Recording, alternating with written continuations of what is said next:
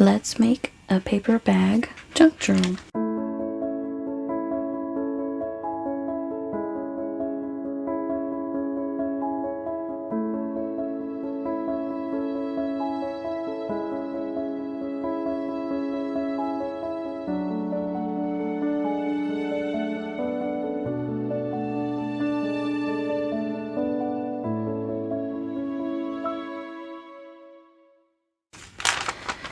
First, you need to start with one of these paper bags. Just a basic, flat, kind of like baked good type of bag. This one is 8.5 by 11, so it's exactly the same size as a piece of printer paper. So I have that, and then I'm going to use this kit from my Etsy shop. This is called Antique Beauty, and you can find it at withlovell.etsy.com if you're interested. But it is one of my favorite kits that I've ever designed, and I don't know if I've really made a full-on project with it. So let's use it for this simple and easy paper bag tutorial. So I'll show you some of the pages of the kit. Oh, and I could show you what I printed on the back as well. I have a kit called Antique Beauty Backgrounds, and so I printed it on the back of most of these. So this is one of those in that kit. This is Antique Beauty, and then this is actually, I think, Antique Writing Papers. This is a separate kit in my shop, but it has like this pattern in all different colors to match any of your projects, and I absolutely love it. Antique Beauty Backgrounds, pretty swan and lace here. Antique Beauty Kit, Antique Beauty Backgrounds, I believe. Antique Beauty. I just love these. And then Antique Beauty Backgrounds. These are actual scans of documents and news clippings and things that I've got from my local antique stores around me. So it's really neat to be able to use those. Antique Beauty. Look at this page. I love it. And Antique Beauty Background. So I'm trying to decide which one I want for the cover. I'm thinking I want it to be this one. Let's see. That one, or the one that printed upside down, would also be really neat as a cover. I almost think I want to go with this one for the main cover. Here are some other kits from my shop as well, just to quickly show you. This is called Embroidered Linens Collage, and so I scanned some vintage linens and laces and made a kit out of those. And I just think they are so pretty.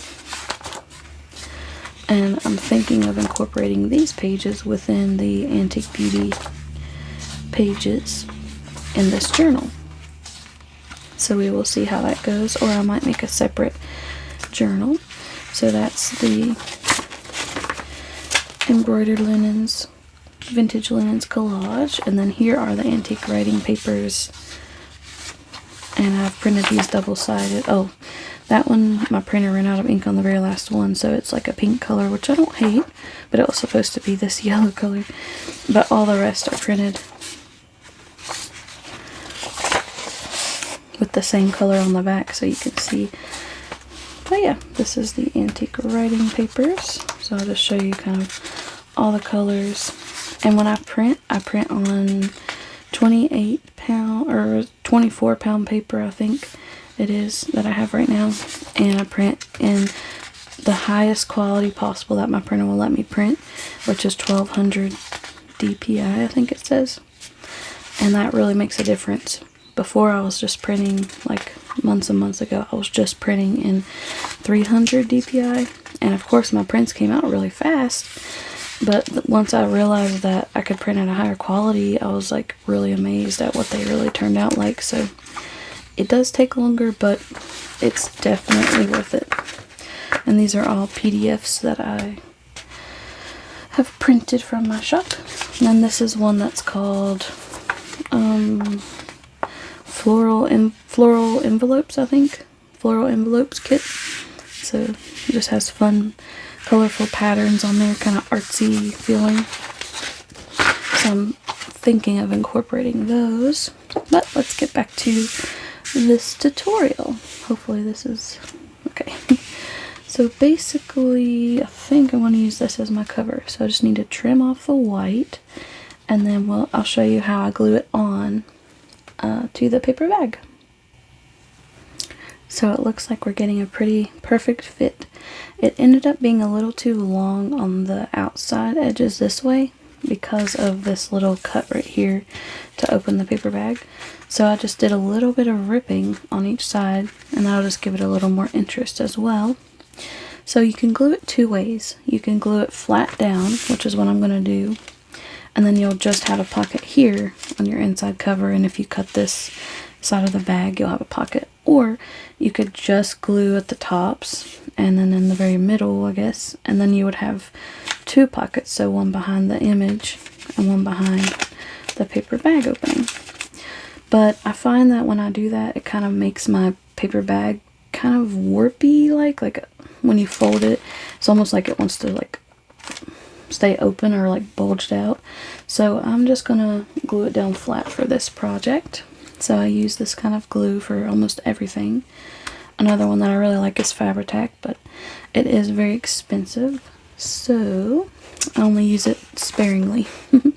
So I'm just going to, and I really like this glue because it has such a tiny little tip, and you can get it at, I know at Michael's, I'm not sure about Hobby Lobby, but I'm sure they probably have it, and probably Joann's as well. But it's Tombow Mono Liquid Glue. I'm not going to make you watch me glue.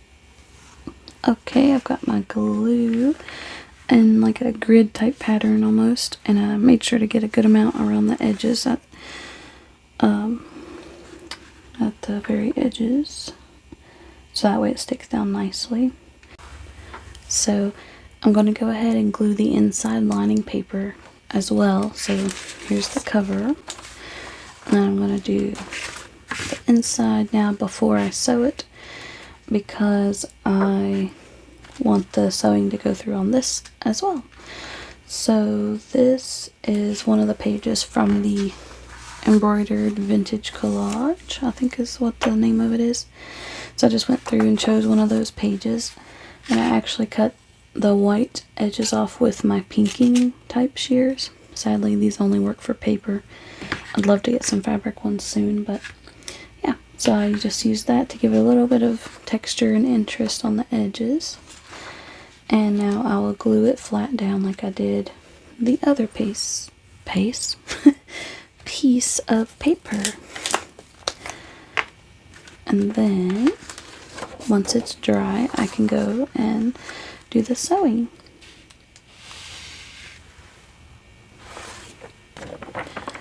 Just glue that down. Let me see. Thankfully with this glue, as long as you don't like use your finger to smudge it down too much, you have a pretty good amount of wiggle room before it's not movable anymore. So there is the inside cover now. I just think it's so cute. I think it goes really well with the outside cover and the colors. So now I'm going to find a piece of lace or ribbon to go down the middle just to make the spine more interesting, and then I will sew it all together and show you what it looks like. Now I've got it sewn around.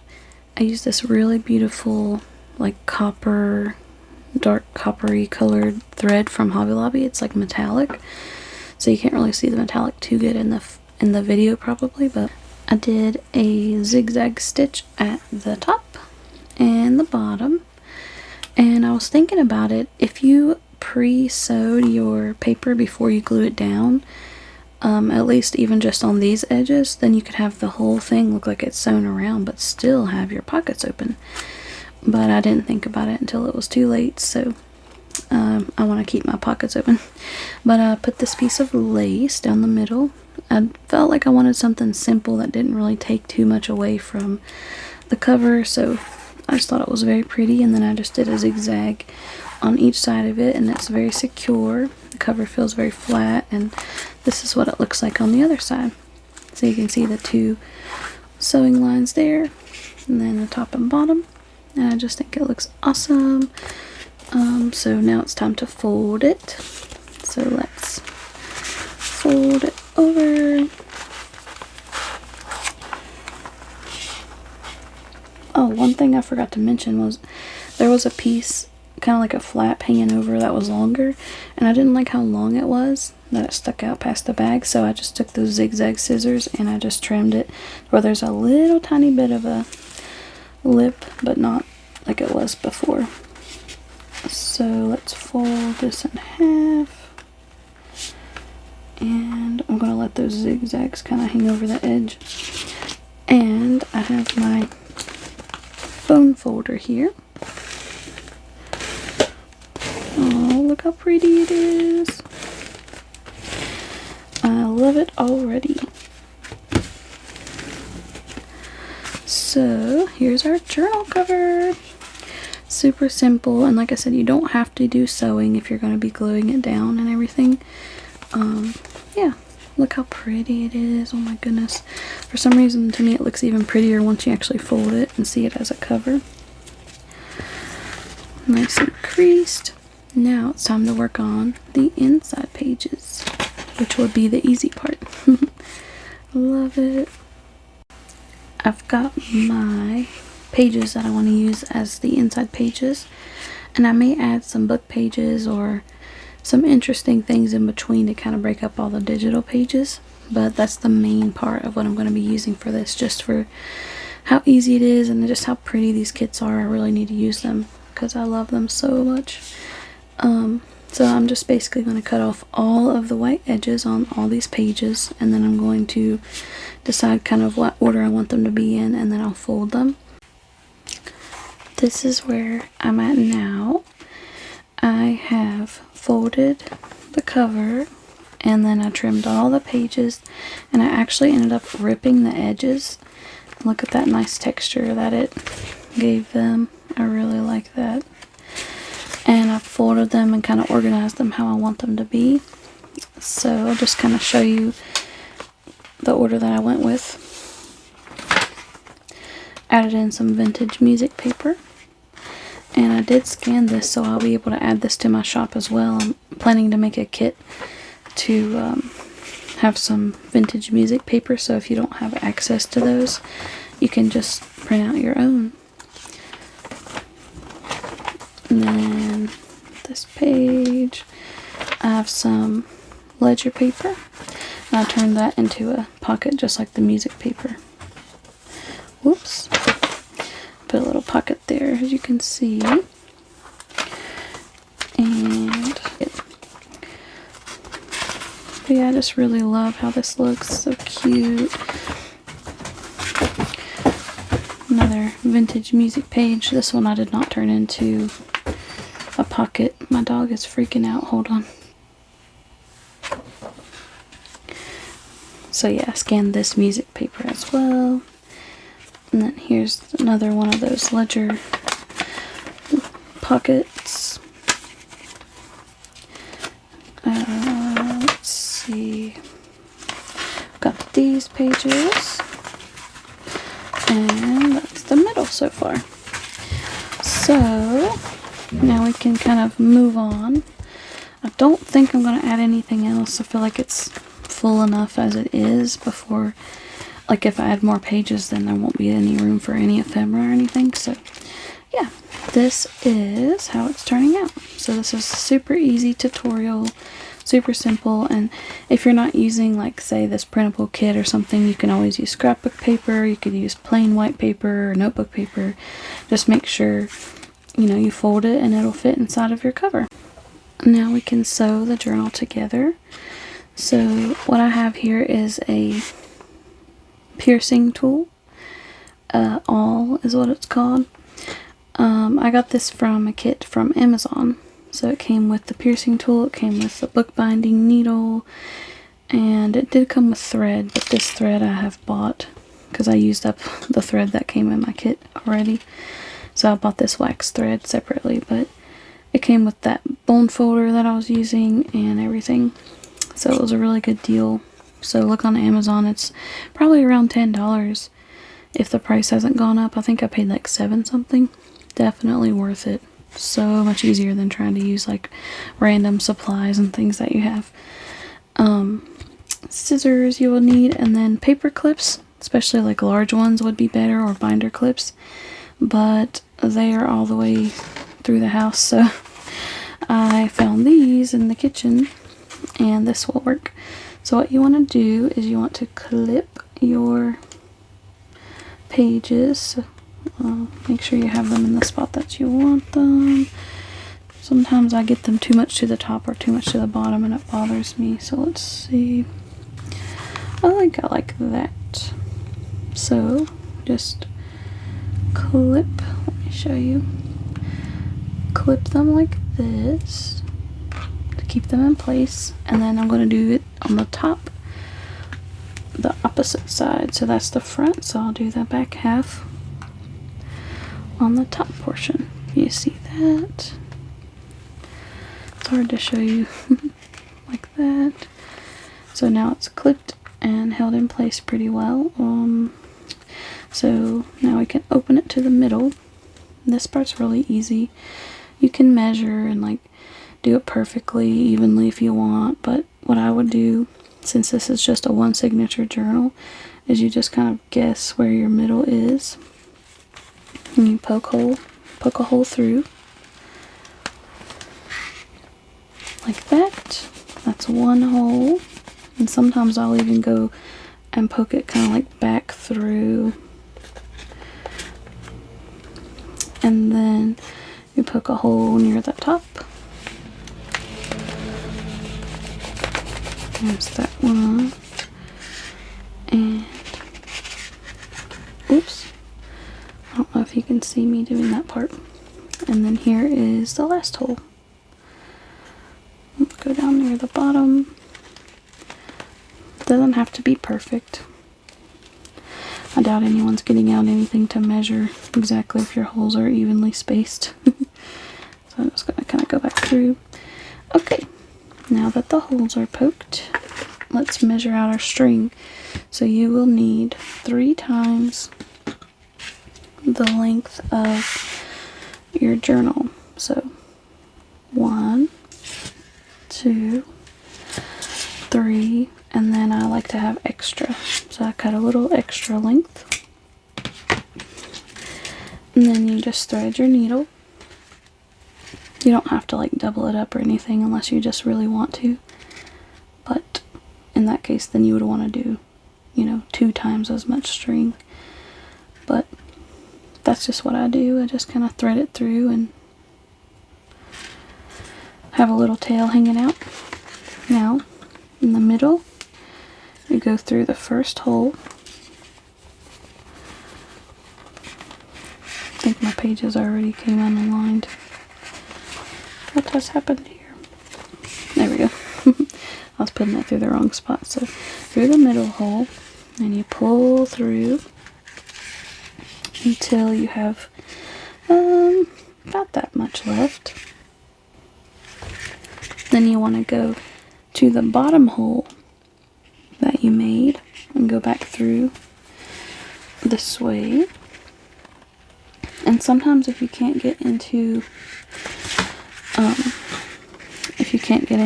where you poked the hole, I'll just kind of like go back through and get it to go through again. That way it kind of realigns everything. Sometimes it can get a little bit out of alignment. Just have patience. There. So come up through the bottom hole, and then some people do it differently. I like to go directly to the top hole at this point. Go out that way. don't know what happened to my, oh, my holes are not wanting to, there we go. Okay, top hole.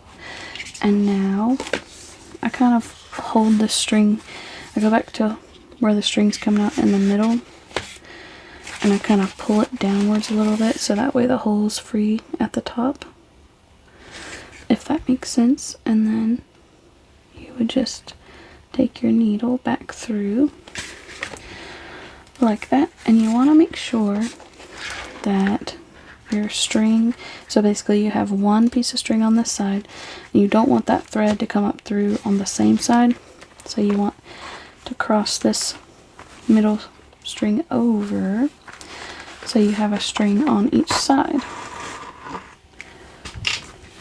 like so. And then you just pull them both tightly like that, and see, we have plenty of string at the bottom to be able to put charms and things like that dangling, which I really like to do. And here you can barely even see the binding because the color matches so well with that lace on the spine. So now I'll just pull that, and then I'll pull it the other way, this way a little bit. You want to do it tightly, but not too tightly. And then I'll just make a knot, and then I'll go and make a knot again. And there you have it. Now you can take your clips off, and your journal is sewn together. It's really, really simple. I know it seems intimidating, but once you do it, you'll realize how simple it is. My best advice is do not try to start with embroidery thread. Really try seeking out wax thread that's, you know, not too thick, not too thin. You could go a little bit thicker than this. This one's pretty thin, but it does work really well. But the wax thread makes it to where it doesn't come apart, and like you don't sew through your thread and cause problems. With embroidery thread, it has so many layers that you can just really get into a mess with that at the beginning. So once I discovered wax thread, I did not go back to embroidery thread. So yeah, now we have our journal bound together. So I think I'm going to add charms on here. Basically what I do is I just put beads, and then I'll tie a knot. Like you might want to start with like a smaller bead, and then you put a larger one, and then another small one, so that way when you tie a knot, they're less likely to be able to come off. But yeah, I'll just tie a knot at the end of the strings and then cut them, and you'll have little dangles. So I hope you enjoyed the tutorial. This journal will be in my Etsy shop, and I'm also going to post a full flip through to show you guys what it ended up like and if I add any decorations or anything. So yeah, be on the lookout for that. Thanks for joining me. Hope it inspired you and helped you, and make sure to subscribe.